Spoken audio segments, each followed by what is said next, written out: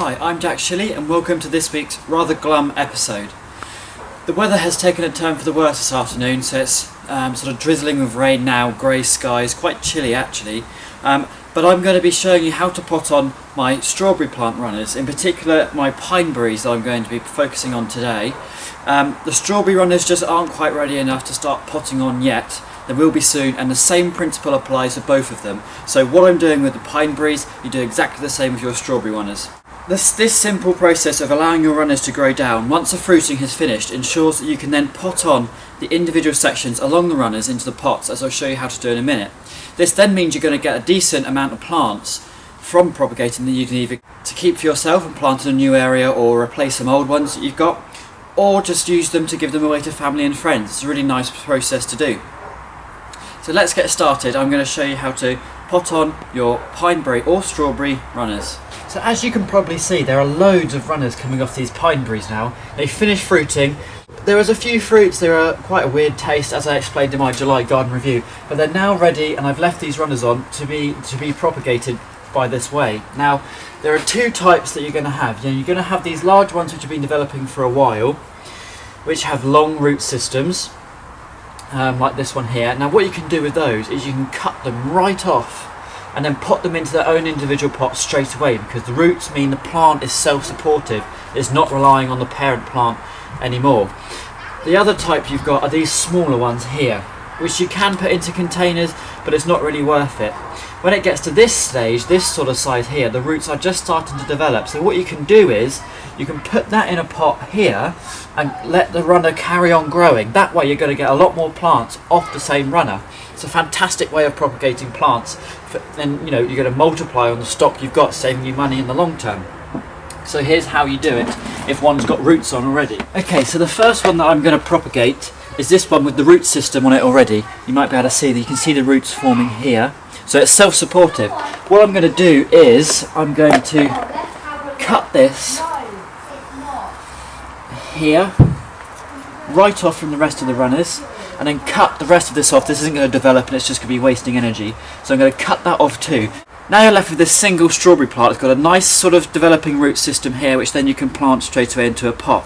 You can then fill up your container. This is just a 9cm terracotta plastic pot, relatively inexpensive. All you need to do is make a hole in the centre of the pot here, pop the strawberry plant in,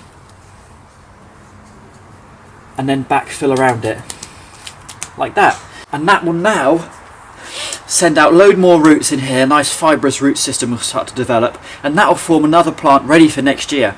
Of course, this is going to be a first season plant, so you're not going to get that much fruit on it, but give it a chance, plant it out in a new area or put it onto a larger pot, and in the second year, as I'm hoping with these parent plants, hopefully there'll be a much bigger crop. But that's how to propagate one with a root system already developed. Now, as I explained earlier, there's a second type of runner, which is these ones here, which haven't got a root system yet, so they're still relying on the nutrients coming from the parent plant down into the developing plant here. Now, these are quite tangled, so what I'm going to do is I'm just going to cut a few back, just a few off, because otherwise the plants would all be wasting their energy on multiple runners rather than just one single one that's going to provide you with the most runners. I mean, this one has split in 3, so I can get rid of that one. And I'm going to keep this one here, so I'll get rid of this. So yeah, this is the one I'm going to keep. I'm just going to trim this side runner back. So as you can see, you have a plant here, here, and another one developing at the end here. Now you don't want to do anything of this one developing at the end at the moment, but we're going to pot on this one and this one here. So again, I'm just going to use these 9cm plastic pots, and I'm going to slightly raise this one at the back here, purely because it's not hanging down from the plant too much, and then make a little hole inside the pot, and again pop the plant in as well as you can,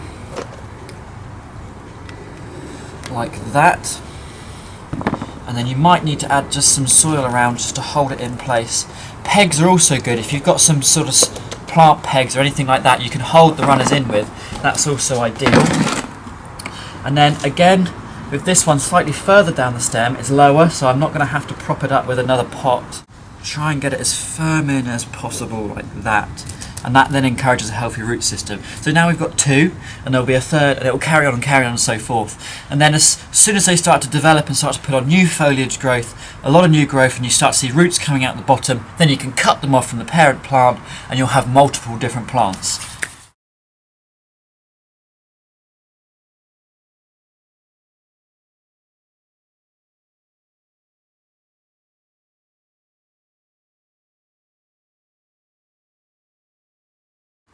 Well, that's all we've got time for in this week's episode. I've shown you how to propagate new pineberries or strawberries from runners. The same principle applies to strawberries, even though I'm using these pineberries here to propagate new plants. Exactly the same process applies for the strawberries. I mean, they look identical to each other, they're in the same family, so it works the same way. You can either do them pre-rooted if yours have started to root already, just cut them from the plant and pop them in a pot, or layer them, as you can see with these ones at the bottom here. You can then start to build a chain of pots which are then going to form multiple different plants. It's a really simple process and a great way of ensuring that you're going to have plants that are going to be producing crops for the successional years to come. As always, if you have any comments, questions or queries that you'd like to share with everyone else on the channel, please do post them in the comment box below. And also don't forget to hit that subscribe button so you don't miss out on any more of our videos. Thanks for watching, and I'll see you next time.